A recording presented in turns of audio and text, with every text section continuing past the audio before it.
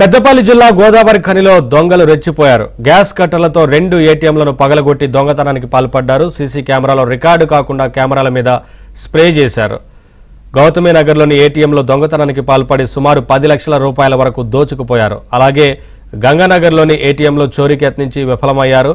Case నమోదు చేసుకున్న పోలీసులు దొంగల కోసం గాలింపు చర్యలు చేపట్టారు.